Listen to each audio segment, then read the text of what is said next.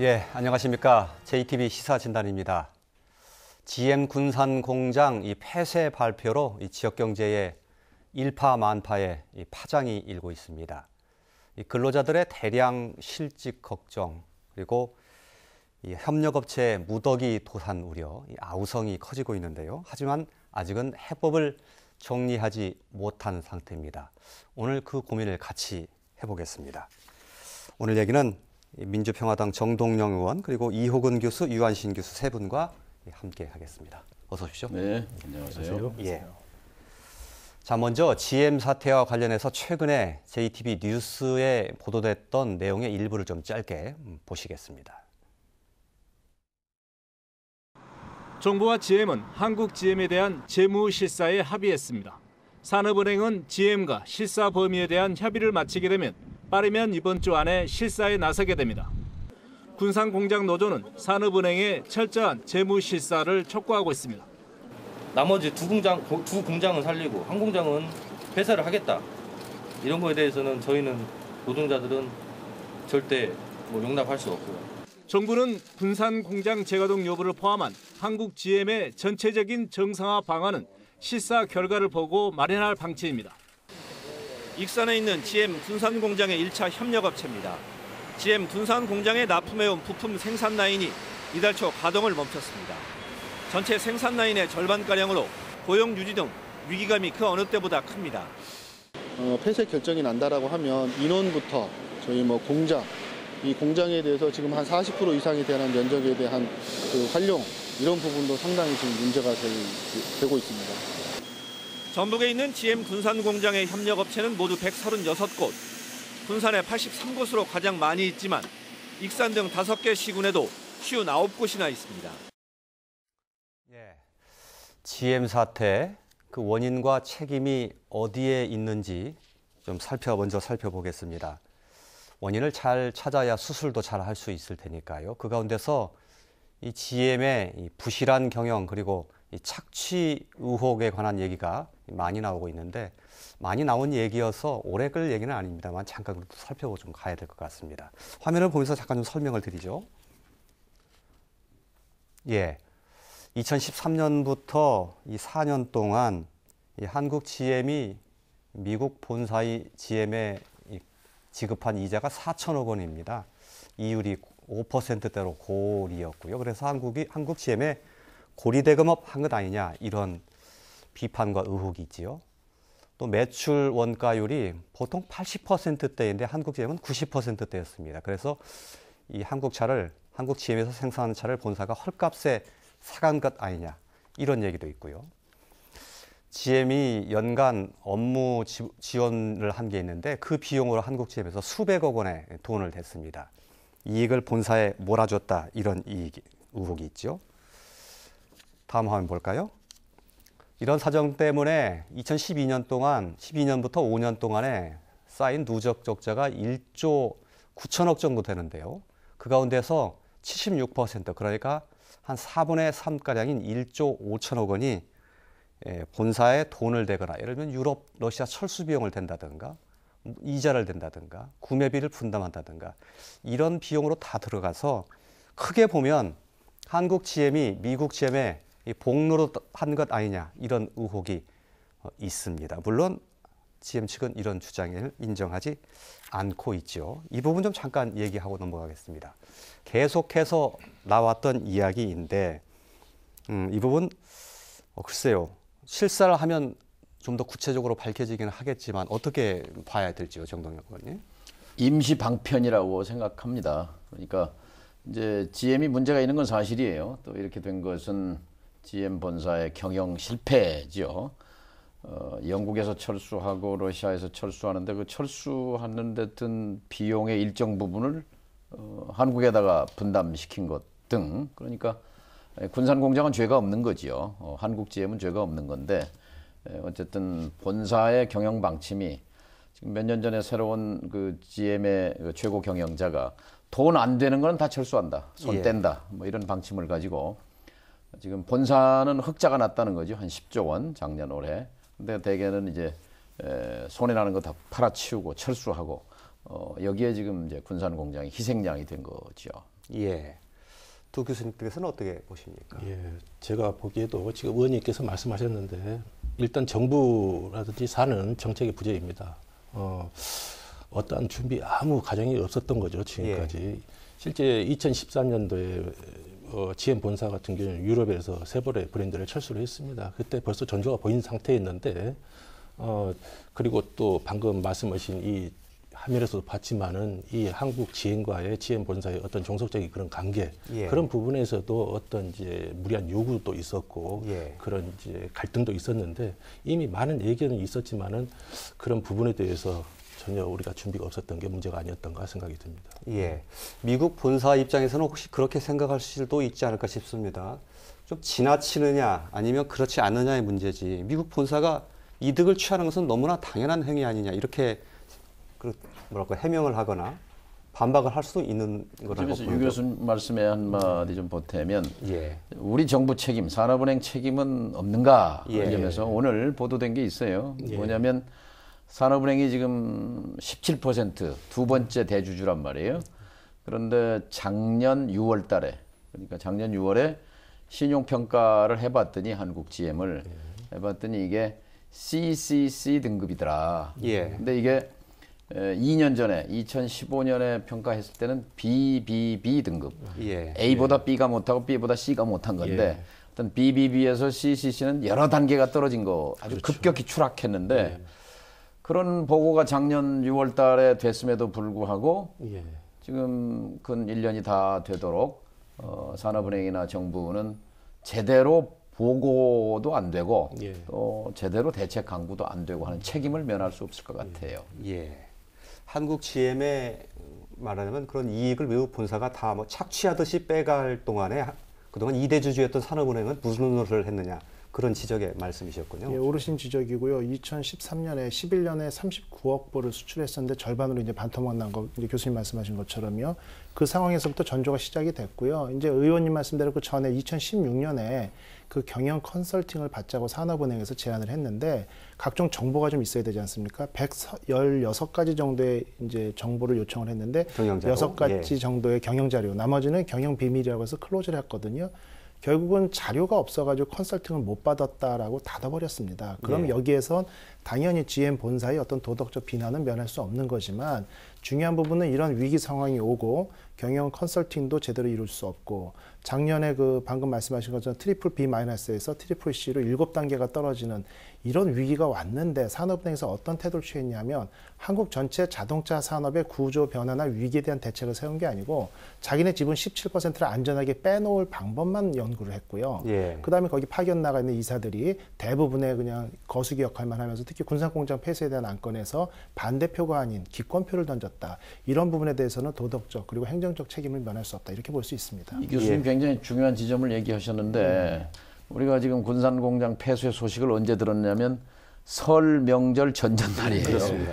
설 명절 전전날인데 2월 13일인데 사실은 그 결정은 언제 했냐면 그보다 나흘 전 예. 2월 9일 날 그 이사회에서 그 10명 중에 이제 3명이 우리 산업은행에서 파견한 이사란 말이죠. 근데 그분들이 기권해버린 거예요. 예. 그렇게 해서 사실상 거기서 군산공장 폐쇄 결정이 됐는데 이거를 산업은행이 또 그 금융위에 보고하고 예를 들어서 그 기재부, 산자부 그리고 청와대 이 보고가 먹통이 된 거예요. 예. 그래서 지난번에 청와대 정책실장이 이제 국회에 나와서 딱 꼈는데 언제 알았냐 그랬더니 발표 전날 2월 13일 날 폐쇄 발표 전날 밤에 알았다 이거. 예. 그렇다면 문제 아니냐.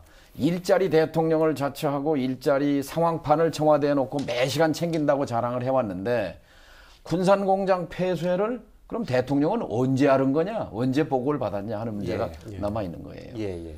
사실은 그 산업은행의 비토권이 사라질 것이 이미 예정돼 있었기 때문에 이런 사태가 온다는 것은 어느 정도는 짐작을 할 수 있었지 않습니까? 그런데 정 의원님 말씀대로 그런 것을 미연에 알지 못했고 했다는 건 참 문제가 된다 이런 지적이 나오는 것 같습니다. 예.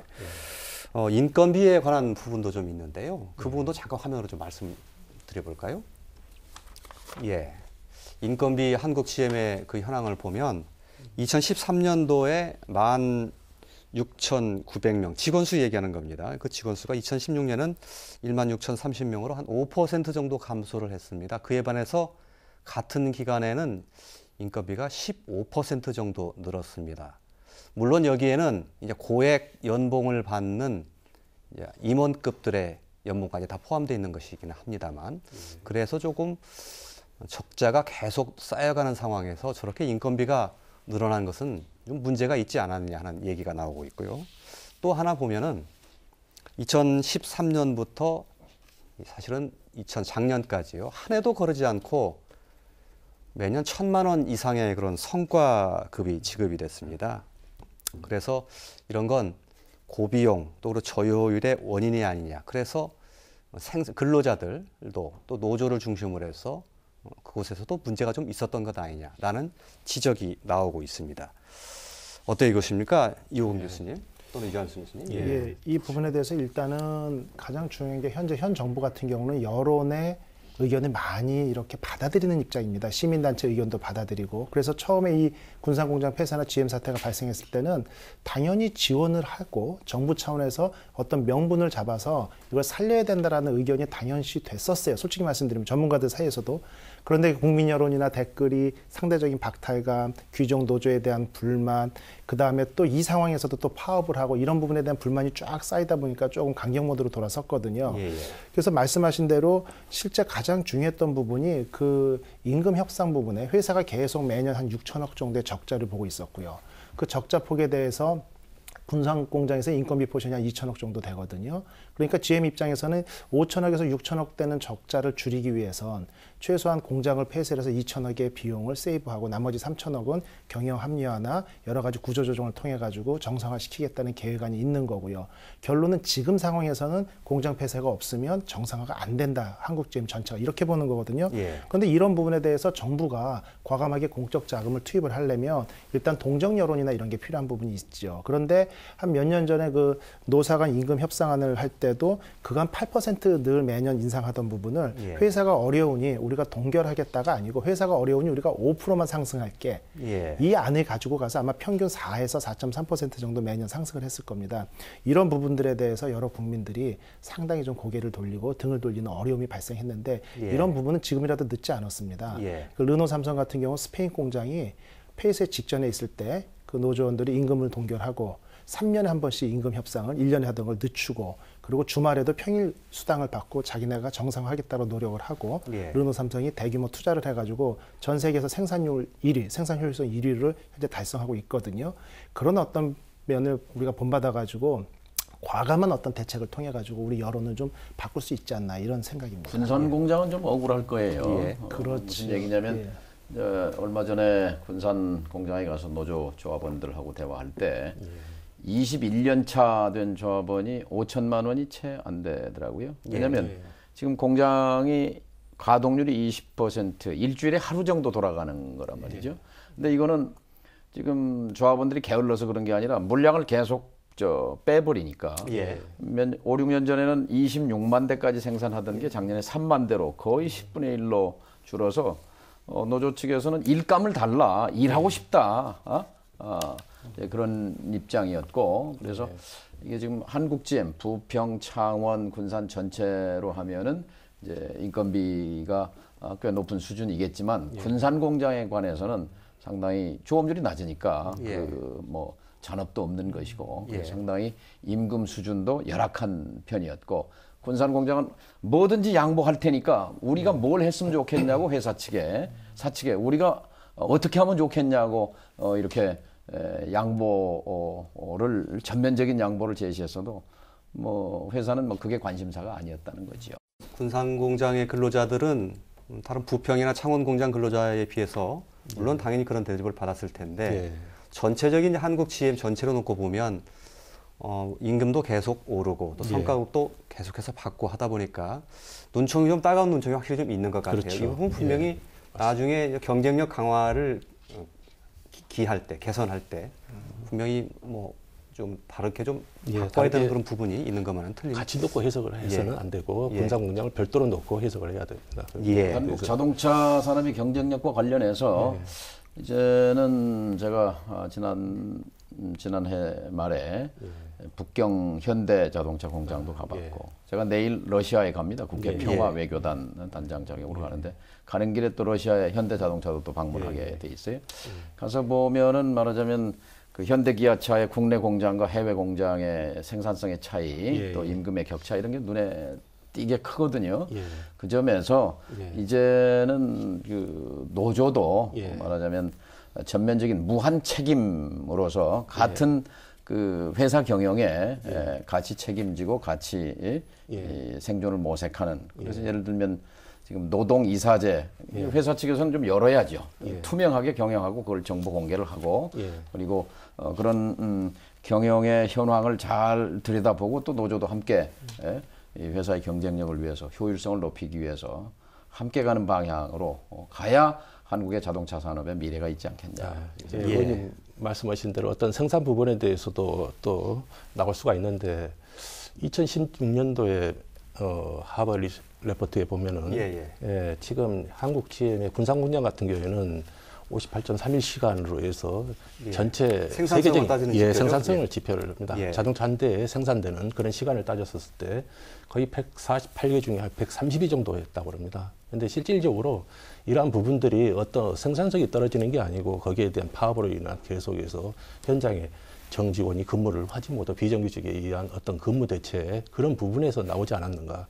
방금 뭐 현대라든가 그런 부분들은 굉장히 무려 창원이라든가 부평 공장 같은 경우는 높습니다. 그리고 현대도 높고, 근데 오히려 지금 군산 공장보다 더 떨어진 거는 미국의 디트로이트 공장 같은 경우는 더 떨어져 있어요. 그런 부분들도 감안했을 때 이 노조만을 탓하는 건 아니라고 생각합니다. 제가 또 군산 공장을 위해서 변호 한마디를 해야 되겠어요. 짧게 전 세계 자동차 공장 중에 이제 생산성이 하위다. 한 대 생산하는데 시간이 50몇 시간 걸린다. 다른 데는 한 20시간이면 나오는데 그거는 공장이 풀로 말하자면 일주일 내내 돌아가는 거하고 일주일에 하루 정도 돌아가는 공장 이거를 비교를 할 수가 없는 거기 때문에 군산 공장에서 일하시는 분들은 좀 억울한 점이 그렇습니다. 있어요. 현실적인 그런 어떤 비교 데이터가 될 수가 없다고 볼 수가 있습니다. 부실 경영의 측면 그리고 고비용 저효율의 측면 다 짚어봤는데 한국 이 GM 사태를 바라보는 분들이 대체적으로 어느 한 가지의 잘못이 있는 것이 아니라 다 여러 가지 복합적으로 얽혀서 좀 문제가 있는 것 아니냐라는 지적을 하고 계시고 그런 측면에서 경영 부실에 관한 문제도 고쳐야 되고요. 또 고비용 문제도 고쳐야 되고 두루두루 개선을 해야 될 그런 과제가 남아있다. 이런 얘기가 되는 것 같습니다.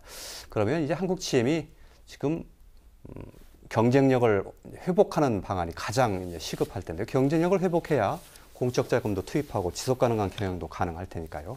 그것과 관련해서 좀 얘기를 해야 될 건데 그 전에 한국 GM에서 생산하는 차량의 판매 현황을 좀 잠깐 좀 살펴보겠습니다.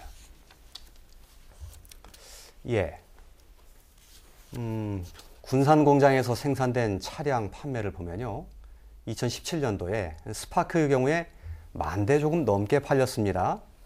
그런데 비슷한 차종인 현대 아반떼의 경우에 83,000대가 팔려서 비교가 사실 좀 많이 됩니다. 올란도도 군산 공장에서 생산되는 차종인데 2016년도에는 12,000대 팔렸던 것이 작년에는 8,000대 팔려서 37%나 감소를 했습니다. 하나 더 볼까요? 군산 공장뿐만 아니라 전체적으로 한국 GM의 판매량을 보면 2013년도에 78만 대 팔렸던 것이 2017년도에는 52만 대로 뚝 떨어졌습니다. 한마디로 만들어도 소비자들이 찾아주지 않는 그런 브랜드가 됐다. 이렇게 좀 혹평을 할 수도 있을 것 같은데 자, 일단 두 분 교수께 좀 여쭤봐야겠습니다. 경쟁력 확보 여러 가지가 있겠습니다만 무엇이 가장 핵심이고 키라고 보시는지요? 일단은 뭐 이제 회사 입장에서 생산 효율성은 경쟁력의 일부겠지만 이제 그 얘기를 할 수는 없고요. 일단 소비자들에 대해서 왜 외면을 당했냐 이 부분인데 결국은 신차 출시거든요. 결국은 다른 경쟁사들이 1년에 여러 대, 많을 땐 10여 대의 신차 출시를 하는 마당에 1, 2년 동안에 한 대 하고 두 대 하고 이런 식으로 늘 보면은 차량에 대해서 선택하는 상황에서 구모델, 그 결국은 샤시나 이런 게 뭐 한 8년 전 모델에다가 마이너 체인지만 하고 이런 식의 어떤 신차 개발과 발표에 너무도 좀 외면한 게 많다. 결국은 이것은 근로자들의 문제도 아니고요. 실은 R&D 센터의 문제도 아니고 어떻게 보면 정책적인 부분이거든요. 그래서 왜 이렇게 신차 출시를 미뤘는지 그리고 이거에 대해서 관심을 안 가졌는지 이런 부분에 대해서도 늘 얘기가 나오고 있습니다. 예. 지금 이 교수님 말씀대로 신차 배정은 당연히 이루어져야 되는데 지금 우리 국내 자동차 시장을 보더라도 굉장히 포화 상태입니다. 제가 과거에 현직에 있었을 때는 그때 완성차 시장에서 자동차를 한번 출시를 하게 되게 되면 최소 5년 이상 거기에 대한 사이클 타임이 있었는데 예. 지금은 한 1년도 안 되는 시점에서 예컨대 뭐 전조등을 교환한다든가 그 부분에 대해서 이렇게 신차들이 막 쏟아져 나옵니다. 그런 상태에서 지금 FTA 관련해 가지고 수입차 개방이 되면서 많은 차들이 국내에도 출시가 되고 있는데 이런 과정에서 이 GM에서 나오는 그런 차종들은 충분히 디자인이라든가 여러 면에서 경쟁력이 있을 수가 없고 그런 부분들이 많이 있습니다. 그래서 앞으로 좀 더 포괄적으로 소형차보다는 중진형 이상의 어떤 차량이 좀 출시가 된다면 아무래도 더 접근성이 있지 않을까 하는 생각도 드는데요. 그건 한번 좀 더 지켜봐야 되겠습니다. 늘 그 미국 정부에서 불평하는 게 왜 당신들은 차 만들어서 미국 시장에다 100만 대, 200만 대 팔면서 왜 한국에서는 뭐 미제차 뭐 몇만 대밖에 안 사고 그러느냐 그런데 사실 옛날에 뭐 저희들 어렸을 때는 미제 그러면 최고 아니었습니까? 뭐 GMC 이게 GM 아니에요? GMC라는 게. 그런데 지금 자동차 시장 열어놨더니 일제차하고 독일제차가 다 외제차를 점유하지 미제차가 안 팔리지 않습니까? 그것은 군산공장의 책임은 아니에요. 본사의 이제 경영의 실패인데 어차피 또 GM은 10년 전에 한번 파산했던 회사 아닙니까? 2008년 금융위기 때 다시 이제 살아나긴 했는데 회사가 덩치는 크지만 좀 엉성하고 그리고 이제 자기들이 살기 위해서 앞으로 미국과 중국에 주력하겠다. 전기차와 자율주행차 가지고 승부를 걸겠다. 나머지는 다 지금 영국에서 독일에서 호주에서 스웨덴에서 이제 한국에서 철수하려는 판이잖아요. 그러니까 우리가 한국 GM을 또 군산 공장을 살리는 문제는 한국 GM을 상대해서는 살릴 길이 없다고 봅니다. 그러니까 디트로이트 미국 본사에 미국 GM을 어떻게 상대할 것인가가 군산 공장을 살리고 죽이는 관건이라고 생각해요. 그 말씀하실 것 같아서 저희들이 좀 준비를 좀 했는데요. 경쟁력을 회복하고 또 그리고 만약에 공적 자금을 투입한다면 어떤 방식으로 하는 것이 가장 좋을 것인가라는 측면에서 최근에 이제 정동영 의원께서 제안을 하신 것 중에 하나인데 잠깐 화면 좀 보시겠습니다. 공적 자금을 어떻게 쓸 거냐. 오른쪽에 파란색으로 표시되어 있는 이제 한국 GM이죠. 이 한국 GM은 GM 미국 본사가 지배를 하는 구조로 되어 있습니다. 그런데 한국 GM에 투자를 할 게 아니라 국내에서 산업은행이 중심이 돼서 민간의 투자기관이라든지 금융기관이 펀드를 조성해서 뭐 사모펀드가 될 수 있겠죠.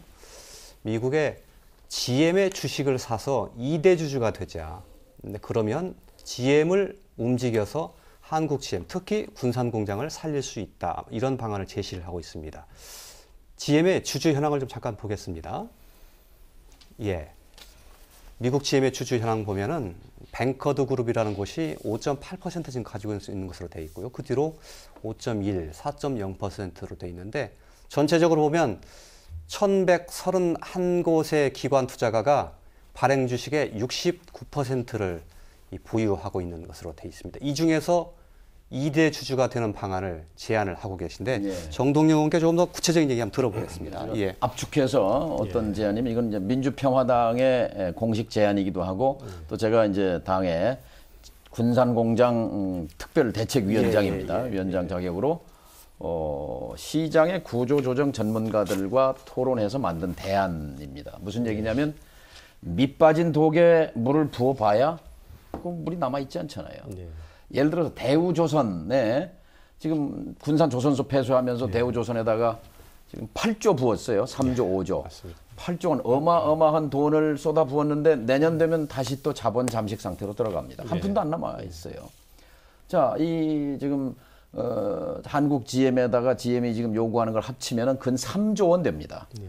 당장 여기에다 지금 자기들이 출자하라고 하는 것만 1조인데 그 돈이 투자가 돼서 군산공장도 돌아가고 뭐 부평 창원이 다 살아난다면 한번 검토해 볼 만하지만 군산은 닫고 부평 창원 돌리는데 그 돈 부어봐야 또 1년, 2년 지나면 도로 빈손된다면 왜 그런 짓을 하느냐. 예. 그러니 이 밑빠진 독에다 물을 부을 게 아니라 그 돈 가지고 미국 GM이 덩치만 컸지 지금 시가총액 그 전체 주식 총액이 600억 달러가 안 됩니다. 우리 돈으로 600조쯤 돼요. 600조.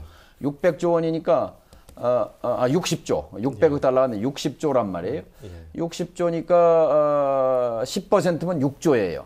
5%면은 3조란 말이죠. 근데 3조를 붓느니 3조 정도면 5% 산다. 아까 최대 주주가 5.8, 그다음에 2대 주주가 5.1 이런단 말이에요. 그러니까 5% 조금 더 사면 2대 주주가 되거든요. 근데 미국은 주주 자본주의 국가이기 때문에 주주들 입김이 셉니다. 그래서 마음대로 이사회가 결정하지 못하거든요. 그래서 우리가 2대 주주로 참여하면 그 돈은 밑빠진 독에 빠져버리는 게 아니라 GM 주식으로 남아있는 거예요. 투자한 거예요.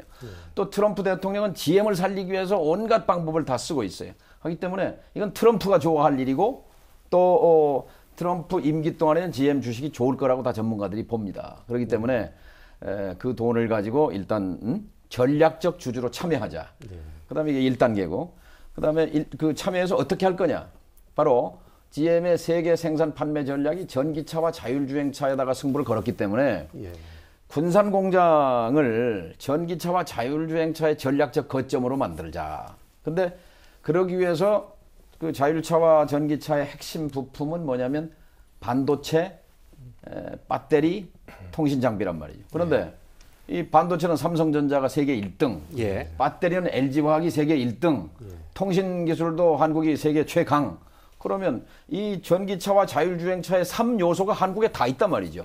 그러니까 한국의 이 기술력과 당신들의 이 전기차 자율주행차의 원천 기술을 합쳐가지고 군산 공장을 중국 시장을 겨냥한 그런 거점으로 만들자 말이야. 이렇게 대주주로서 영향력을 행사하고 이것을 회사 홍보 소개를 하게 되면 GM의 주식값이 올라갈 거다. 그러니까 대주주들이 대환영일 거다 하는 거예요. 그래서 이 안을 지금 정부에 또 청와대 여당에다가 제의를 했습니다. 그래서 다음 주 3월 12일 날 국회에서 5당 토론회를 갖습니다. 이 주제를 가지고 더불어민주당, 자유한국당, 또 바른당, 정의당, 또 민주평화당. 그래서 민주평화당이 낸 이 안을 가지고 각 당의 입장을 듣고 그리고 지난주에 청와대 홍장표 경제수석으로부터 저한테 전화가 와서 그 안에 대한 보충 자료를 좀 보내줄 수 있느냐. 자기들이 검토를 하겠다. 이렇게 해서 청와대와 정부도 지금 이 검토 작업에 들어가 있습니다. 오늘 전문가분들이 그런 의견도 좀 주시면 좋겠습니다. 이 내용은 상당히 그 군산 공장과 관련해서 좀 의미가 있다고 보여지는데요. 저희들의 그 관심의 그 초점은 다른 공장도 중요하지만 군산 공장을 폐쇄를 철회시킬 수 있느냐, 또 다른 방법으로 살릴 수 있느냐, 이게 이제 중요한 것이기 때문에 지금 현재 나오는 흐름으로 보면 군산 공장 철회를 번복하기가 사실 어렵다, 폐쇄를 번복하기 어렵다 이런 얘기가 많이 나오고 있어서 그렇게 할 수 있는 뭔가 지렛대 역할을 삼으려면 이대 주주가 되는 방법이 확실한 방법이다. 이런 말씀이신 것 같은데 두 분의 평가를 한번 듣고 싶습니다. 의원님도 방금 말씀하셨지만은 물론 이제 아까 직전에 말씀드렸다시피 지금 군산공장만의 일은 아닙니다. 지금 한국 GM의 전체적인 앞으로도 이 군산공장이 폐쇄가 되게 되면은 창원, 부평공장도 마찬가지예요. 그렇지.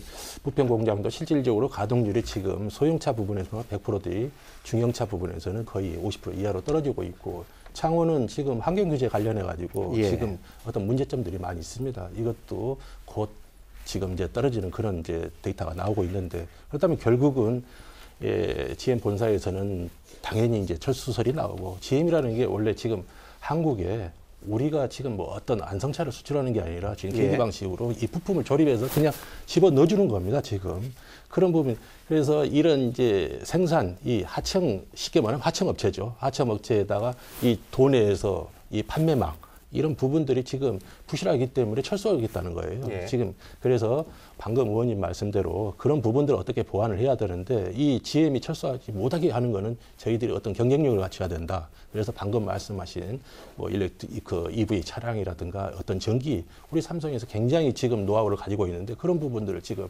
활용을 못 하고 있는 거예요. 그래서 그런 부분들을 좀 더 자본을 또 투입을 해가지고 이쪽에 어떤 이 산업군 거점으로 해서 지금 계속 그런 여론이 많이 나왔습니다. 그리고 투닝 산업도 나오고 여러 가지 안이 나왔는데 지금 사실 멈춰 있는 상태거든요. 그런 예산만 충분히 보완을 해서 어느 정도 해준다면은 조금 보충 설명을 하면 오바마 대통령 방식으로 풀어라 하는 얘기. 무슨 얘기냐면 10년 전에 이제 금융 위기가 오고 GM이 이제 부도가 났어요. 그렇죠. 공적 자금을 부으면서 그때 오바마 대통령이 정부 관리들 빼고, 그다음에 은행 관계자들 빼고, 그리고 시장에서 그 구조정 전문가들을 불러가지고 팀을 꾸렸어요.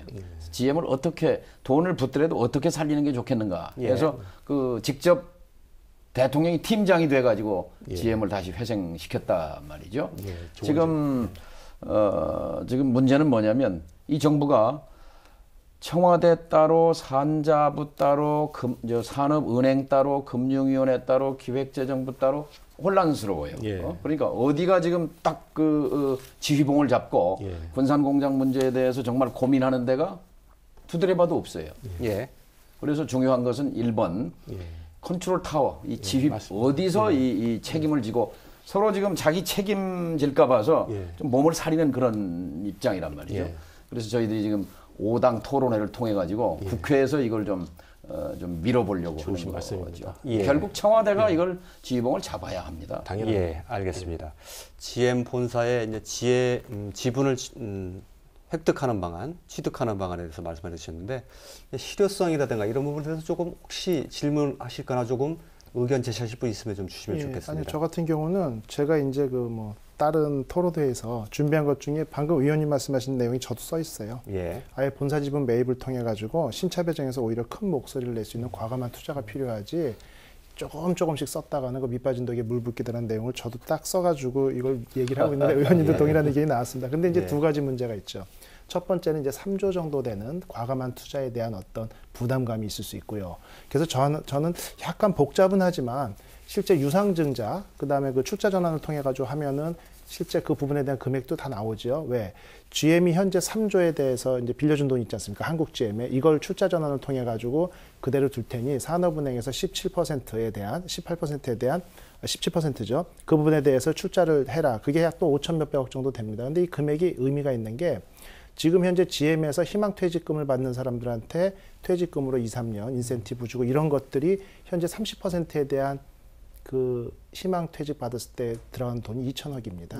결국 전체가 희망퇴직으로 정리를 하려면 어차피 그 정도 돈이 들어가요. 그러면 이 5천억을 투자했을 때 이게 밑빠진 독에 물 붓기고 4년 후에 또 돈을 손을 내밀 게 뻔합니다. 근데 GM 측에서 제시한 안 중에 재밌는 게 3조는 어차피 빌려줬고 이자, 불공정한 거래 등으로 이미 다 빼갔어요, 본전은. 그런데 내가 받아갈 돈을 묻고 너 5천억 더 대라. 부당해 보이죠. 하지만 그 이면 조건에 앞으로 4, 5년 동안 자기네가 3조를 더 투입해야겠다고 했습니다. 투자를. 그렇다고 한다면은 보통 공장 같은 게 정리가 되고 큰 그림에서 봤을 때 한국에서 전체가 철수를 하기 위해서는 보통 4년에서 5년 정도 걸리거든요. 아무리 빨라도 2, 3년 이상 걸려야 되고 그런 부분을 염두에 둔다면 우리가 5천억을 투자를 하고 유상증자를 통해서 3조가 부담스럽다고 하면 그 다음에 여태 그 산업은행이 GM의 어떤 경영이나 이런 걸 투명하게 들여다보지 못한 부분이 있거든요. 그런 것을 유상증자를 통해 하는 조건 중에 그런 정부의 감시 기능, 5천억 투자하고 아마 4년 또 내버려 둘 겁니다. 그러다가 또 문제 터지면 그때 가서 또 이런 부분, 그 다음에 노조의 체질 개선을 통한 어떤 동의를 구하고 왜? 지금 정리해서 몇 천억 들어가는 것보다 노조원들한테 한 번 더 기회를 주고 투자를 할 테니 대신 5년 후에도 경영이 악화되고 여러 가지 문제점이 있어서 개선이 안 된다면 그때는 지금과 같은 인센티브가 없을 수도 있다. 이런 부분에 대한 동의를 구하고 그런 것들이 합리화되기 위해서는 우리가 노조 문화만 탓할 게 아니라 우리나라의 노동법이 약간 잘못된 게 있습니다. 대체 인력 투입금지라든지 결국 이번에 어떤 좋은 계기가 됐어요. 그래서 이 산업은 GM만의 위기, 군산만의 위기가 아니고 실제 멀쩡한 것 같지만 현대기아자동차도 아주 골마 있는 부분이 언제 터질지 모릅니다. 그렇기 때문에 이번을 계기로 장기적인 개선안을 위한 노동법도 일부 개정을 하고 왜? 핑계가 생겼습니다. 그리고 일부 5천억 투자를 하고 4, 5년 동안의 어떤 감시기관과 투명성의 경영을 통해 가지고 한 번 더 기회를 본다면 5년 후에 GM이 우리 한국에서 전체 철수하겠다 하더라도 3, 4년이 더 걸리면 8년, 9년은 간다는 얘기거든요. 결국은 5천억의 투자를 통해 가지고 8, 9년의 기회를 번다. 지금 현재를 실업 재난 지역으로 하고 이전 비용, 산업 구조 바뀌는 비용만큼 들여서 8, 9년의 기회를 번다라고 하면 투자의 가치가 있지 않나 이렇게 보고 있습니다. 이 교수님 얘기에 5천억 이제 이건 생돈이에요. 이제 그렇죠. 새 돈이고 진짜 돈인데 GM이 지금 부채 한국 GM이 본사에 지고 있는 부채 3조를 27억 불, 3조 원을 출자로 바꿔준다는 건데 그거는 장부상에서 그렇죠. 부채를 이렇게 글씨 지우고 자산으로 글씨만 바꾸는 거지 새 돈이 들어오는 건 아니에요. 그러니까 돈이 아니고 그러니까 장부만 고치는 거고 생돈은 우리 국민 세금으로 붓는 거란 말이에요. 그런데 그게 또 말씀처럼 5천억도 금방 날아가고 5천억만 요구하는 게 아니에요. 말하자면 지금 그러는 대신 부평 공장을 선담보로 내놔라. 그건 담보 왜냐하면 그냥 놔두면은 나중에 임금 채권 노동자들 임금으로 나가야 되지. 그다음에 하청 협력업체 그 대금 줘야지. 그러면 남는 게 없잖아요.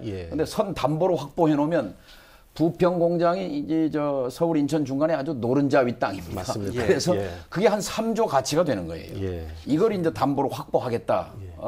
이제 뭐 기업이기 때문에 그런 걸 나무랄 수는 없지만 그 이면에 보면은 이 한국 정부의 이 일자리에 대한 이거를 말하자면 그 뭐 하여튼 이용해서 이걸 약점으로 잡고 자기들의 이속은 다 챙기는 거지요. 그러니까 그런 GM의 조건에 끌려당길 게 아니라 발상을 역발상으로 바꿔서 아까 3조를 우리가 직접 지분을 획득하려면 큰 돈이잖아요. 그중에 3분의 1조 정도만 산업은행에서 자금을 만들면 나머지 2조는 민간 시장 쪽에서 산업은행이 나서기 때문에 그거는 얼마든지 그 조달이 자본시장에서 조달이 된다는 거거든요. 그러니까 이게 전문가들 얘기여서 한번 본격적으로 공론화하고 국민들이 이런 TV 토론 등등해서 국민들에게도 설명하고 국민들이 이거 한번 해봐라. 그러면 1조 가지고 GM 지분 사면 그게 없어지는 돈이 아니니까. 그리고 또 영향력이 생기지 않습니까? 제가 그 요즘 의정 보고 한다고 경로당 동네 골목골목 다니면서 GM 걱정하시는 분들이 어르신 중에도 많아요. 그래서 이제 이렇게 설명을 드려요. 밑 빠진 독에 물 붓는 게 낫겠습니까? 이렇게 제가 그런 안을 갖고 있는.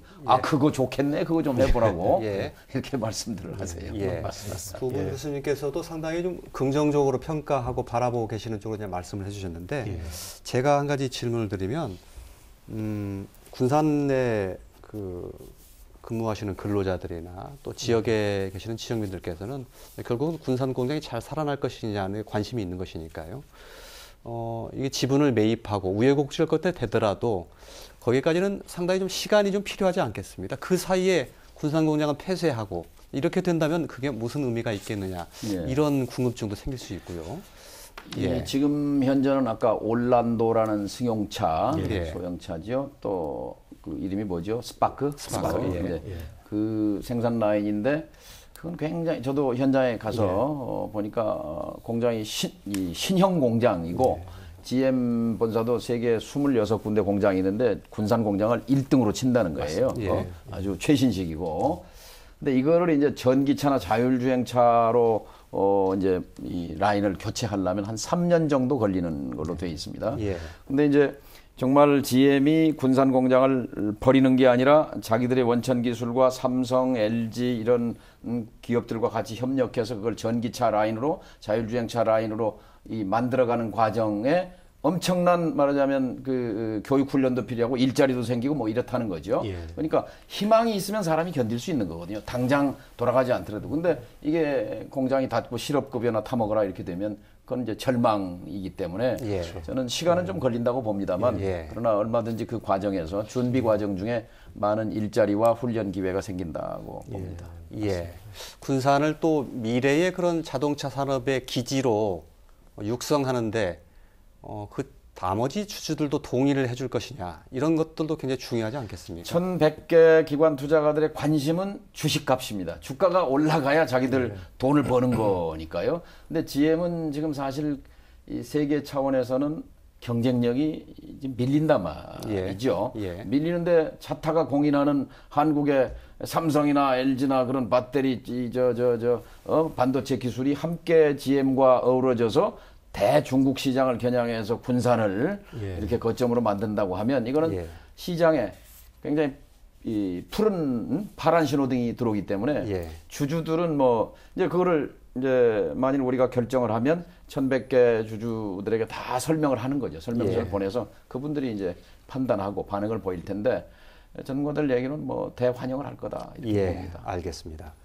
중 의원님 말씀해 주신 것처럼 청와대에서도 한번 지금 검토하는 안으로 그 면밀하게 들여다보고 있는 중이라고 하니까 희망을 좀 가져보기로 하죠. 예. 앞으로 이 어떻게 될 것인지 그 진행 과정도 좀 지켜보기로 예. 하고요. 예. 자, 나머지 조금 시간이 남았는데 예. 그 외에 이제 한국 GM 그리고 군산 공장을 살리기 위해서 무엇을 해야 될 것인가가 중요한데 공적 자금을 투자하거나 예. 뭐 또 할 때 뭐 GM에게 요구해야 될 것, 또 뭐 노동자가 양보해야 될 것, 뭐 일종의 고통 분담될 수도 있겠죠. 예. 대주주의 역할을 바로 세우는 방 등등 무엇이 있을 수 있을까요? 지금 정부가 3가지 원칙을 냈어요. 예. 하나는 대주주의 책임. 대주주는 GM 본사, 그다음에 산업은행 이제 책임을 다해야 된다. 또 두 번째는 고통을 분담해야 된다. 예. 노조, 그다음에 회사, 뭐 이 채권자, 고통 분담. 지금 당장 정리하고 들어갔잖아요. 뭐 저 명예퇴직 받고 예. 노동자들은 지금 고통을 당하고 있는 거예요. 그리고 이제 또 하나가 이제 장기적인 경영 비전을 내라. 이게 이제 3가지 원칙인데 그 중에 지금 노조만 고통스럽지, 지금 절망스럽지. 예. 지금 GM 본사는 말하자면 우리 보러 이제 새 돈을 내라는 거예요. 국민의 세금을 갖다 부으라는 건데, 그러면 당연히 우리는 그걸 요구해야 됩니다. 뭘 요구해야 되냐? 구조 조정을 하고 공적 자금을 예를 들어서 부을 때는 반드시 거기 원칙적으로 책임을 엄중한 경영 실패에 책임을 묻는 거거든요. 예. 예를 들면 그 금호 타이어에 공적 자금을 부을 때 대주주의 지분을 100분의 1로 깎아버렸습니다. 감자, 예. 감자. 소액 주주는 3분의 1. 예. 그러니까 석주를 한 주로 간주해주고 대주주의 경우는 100주를 한 주로 쳐버렸단 말이죠. 예. 국민의 세금을 들어가니까 그 이제 지분을 감소시키는 거죠. 그러니까 GM의 경영 실패로 우리 국민의 세금을 넣는다면 당연히 감자 요구가 들어가야 되는데 예. 지금 정부가 그 얘기는 못 하는 것 같아요. 안 하는 것 같아요. 왜냐하면 예. 그렇게 했다가는 나 떠난다고 예. 이렇게 할까 하는 그런 좀 두려움이 있지 않은가 싶습니다. 예, 감자 요구도 이건 구조조정의 대원칙이에요. 예. 국민의 세금 넣는데 당연히 예. 주주 책임 물어야 되는 거예요. 예, 협상하면서 충분히 요구할 수 있겠죠. 그 중간 과정에서. 당연히 해야 된다고 보는데 아직 예. 공식적으로는 뭐 감자 얘기가 안 나와요. 알겠습니다. 감자 요구가 또 교수님께도 여쭤보겠습니다. 나오시니까 간단하게. 예. 제가 어떤 7년 말에 기아자동차가 무너지면서 현대에 인수합병이 되면서 그때 감자가 10대 1로 예. 였던 거 알고 계시는지 모르겠습니다. 예. 그러면서 어떤 이제 구조조정이 일어나면서 굉장히 지금 기아도 현대 못지않게 더 예. 이상적으로 이렇게 감자 얘기는 이제 말씀해 주셨고요. 예, 어떤 그런 방안을 부분이 좀 있었는데. 그 요구를 해야 되는 것인지. 지금 의원님 말씀대로 어쨌든 저희들은 이제 R&D 부분에 이제 어떤 목숨을 걸어야 됩니다. 이 부분에 예. 대해서. 그래서 이 군산 지금 현재 군산 시내가 아까도 말씀하셨지만은 조선소에 예전에 현대중공업의 조선의 어떤 폐업으로 인해서 굉장히 많은 아픔을 겪었습니다. 이 아픔은 어떤 직원뿐만 아니고 군산 시민에 있는 어떤 상업적인 요소라든가 하다못해 저희 학계에서도 마찬가지입니다. 예. 저희 학계에서는 이제 현대중공업이 들어오면서 저희가 타이틀 네임이 자동차 기계를 냈었는데 조선을 무조건 의무방어적으로 예, 특징을 요약을 해서- 해주시면요. 예. 그런 부분에서도 이 폐쇄가 되면서 조선이 이제 저희들은 오히려 더 이게 구실점이 돼서 더 안 좋은 영향이 돼서 예. 그런 부분들을 좀 해소할 수 있는 그런 방안을 마련하는 게 조선소 말씀하시니까 거기 예. 하나 더 붙이면요. 예. 이제 이 군산만 지금 억울한 희생양이 된 거예요. 예, 무슨 맞습니다. 얘기냐면 예. 우리나라 조선소가 3단입니까? 예. 현대, 삼성, 대우. 예. 대우 살리려다 보니까 사실은 삼성 대우는 좀 부실하고 예. 현대는 흑자가 나는 기업이었어요. 예. 근데 거제에 있는 대우를 살리기 위해서 공적 작업을 붓기 위해서 현대 쪽에도 구조 조정을 압박했단 말이에요. 예. 근데 현대가 하다 보니까 멀쩡한 현대가 결국은 군산 조선소를 포기해 버렸단 말이죠. 예, 맞습니다. 그래서 지금 공적 자금은 부어서 대우는 살려는 놨는데 이게 또 내년 가면은 알겠습니다. 또 빈손이 되는 거예요. 예, 그 그렇습니다. 과정에서 어쨌든 군산이 피해를 본 거예요. 예, 조선소. 맞습니다. 예. 그렇기 때문에 이 자동차 문제 급한 불 이 문제에 집중하고 동시에 군산 조선소도 다시 살려내야 합니다. 다시. 예, 맞습니다. 뭐냐면 지금 현대는 이제 수리조선소를 따로 갖고 있어요. 예. 근데 삼성과 대우는 수리조선소가 없어요. 예. 삼성 대우의 수리조선소를 군산에 유치하면 이것도 또 조선소로 활용할 수 있는 돈 일반 알겠습니다. 조선소보다 수리조선소가 돈은 더 벌어요. 예. 그래서 그 방법도 우리는 이 전라북도 차원에서 좀 요구할 필요가 있다고 생각합니다. 조선소 얘기까지 좀 이야기가 확장이 됐습니다. 그런데 의원님 말씀대로 조선소가 결국은 알겠습니다. 자동차에 직간접적인 그렇죠. 영향을 미치고 있습니다. 시간이 조금밖에 안 남았는데 이효건 교수님께 마지막 질문을 좀 드려야 될 것 같습니다. 환골 탈퇴를 위한 핵심 뭐라고 뭘 요구하시죠? 생산성 향상을 위해서 노조가 변화해야 됩니다. 어떤 형태로든 변화를 해야 되고 실제 아까 말한 것처럼 국토부, 산업부, 기재부, 금융위에 전체를 통합하는 컨트롤 타워가 서야 되고요. 어떻게든 지원은 해야 되는데 국민들의 여론이 문제입니다. 결국은 기준을 미리 투명하게 정해놓고 이런 기준에 의해서 우리가 이러한 프로세스를 거쳐가지고 지원을 하겠다. 그리고 정상화시키겠다는 안을 미리 기준을 정하는 게 중요하지 뭔가 협상안에 중간에 나온 거에 대해서는 다들 의심이 들거든요. 그래서 국민의 어떤 이런 배신감이나 여론, 악화 여론을 좀 긍정적인 부분으로 끌어올리는 노력이 필요한데 그중에 가장 우선시 되는 게 노조원들의 진실 어린 어떤 구조조정이나 이런 부분에 대한 동참 이런 부분이 상당히 중요하다고 볼 수 있습니다. 그 부분뿐 아니라 전반부에 얘기됐던 조금 이국 본사가 이익을 이른바 좀 착취해가는 그런 그 행태 그것도 굉장히 받아놓고 차야 되겠죠. 그렇죠. 그래서 이제 GM이 어떤 투자, 경영의 투명성, 그다음에 노조의 변화는 말씀드렸고요. 그다음에 정부가 투자를 했으면 그 감시 기능을 통해 가지고 앞으로 4년, 5년을 그 경영 상태가 정상으로 돌아가는지를 지속적으로 모니터링을 해야 되고요. 그러한 걸 통해 가지고 정상화가 되는 거지 이 4가지, 5가지 중에 한 가지라도 어긋나면 도저히 정상화될 수 있는 방법이 없습니다. 그렇기 때문에 물론 노조 입장에서는 경영 부실을 책임을 지는 거고요. 회사 입장에서는 고임금을 얘기를 하겠지만 그 모든 것들이 비중은 틀리지만 다 통합된 게 현재의 사태를 몰고 왔다 이렇게 볼 수 있습니다. 그렇기 때문에 내가 좀 억울하다 하더라도 우리 직장을 살리기 위해서 조금씩 양보하고 개선안을 내는 이런 더 열린 마음이 보다 중요하다고 말씀드릴 수 있습니다. 알겠습니다. 1분 정도 시간 남았는데 한마디는 꼭 좀 해야 되겠는데요. 그러시죠. 이 프로그램의 목적이기도 하고 군산 공장 포기는 절대 안 된다. 여기서부터 출발해야 합니다. 그런데 이미 GM 본사는 군산을 포기했습니다. 포기했어요. 두 번째, 이 정부도 사실상 포기 상태입니다. 그 증거가 지난주에 이 군산을 방문한 국무총리가 뭐라고 그랬냐면요. 전라북도와 군산이 GM 재가동을 시키는 것이 최상이라고 생각하는 것을 나는 잘 알고 있습니다. 이건 유체 이탈 화법이에요. 자기가 어떻게 생각한다는 얘기를 하는 게 아니라 군산 시민과 전북도가 생각한다는 건데 그 말은 뭐냐면 이 결정을 되돌리기가 어렵다라고 이미 마음속으로 포기한 걸 말하거든요. 그래서 전북 언론, 전북 여론, 전북 도민이 한 덩어리가 돼가지고 이 정부에 대해서 군산 포기는 안 된다라는 말을 이끌어내야 합니다. 그래서 군산 포기는 안 된다는 것이 그 출발점이다. 이렇게 꼭 말씀드립니다. 알겠습니다. 시간이 다 됐습니다. 정동영은 말씀해 주신 것처럼 군산 공장의 현실이 사실 녹록지 않고 어두운 쪽으로 기울고 있는 것만은 부인할 수 없는 현실인 것 같습니다. 이것을 잘 극복할 수 있는 그런 대안, 대책을 잘 마련을 해야 할 것 같습니다. 자, 오늘 토론 여기서 모두 마쳐야 되겠습니다. 시청자 여러분 고맙습니다.